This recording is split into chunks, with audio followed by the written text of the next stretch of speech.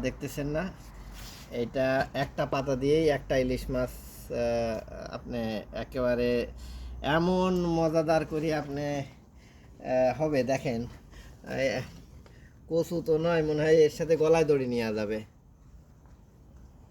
এই যে দেখেন, আর এই কচু গাছ থেকে একটা দুইটা তিনটা চারটা পাঁচটা ছয়টা সাতটা আটটা নয়টা 35টা 35টা গাছ হয়েছে।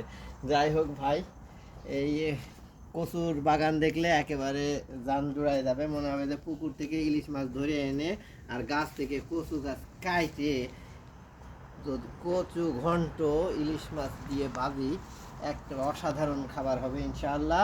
তাই দেখেন কচুর পাশে আবার টমেটো, এই যে এই যে লাল লাল টমেটো, আবার দেখেন আর একটা টমেটো, শুধুই টমেটো, এই যে শুধু টমেটো আর টমেটো। আর এই যে আবার দেখেন কি সুন্দর টমেটো, আজকে ফ্রেশ টমেটো, ফ্রেশ বেগুন, সব কিছু ফ্রেশ।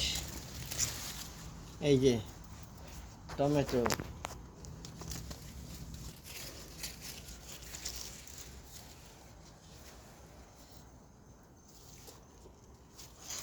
সবজি বাগানে যে এত প্রশান্তি, যে না করছে সে বুঝতে পারবে না। আর আল্লাহর একটা অশেষ নিয়ামত।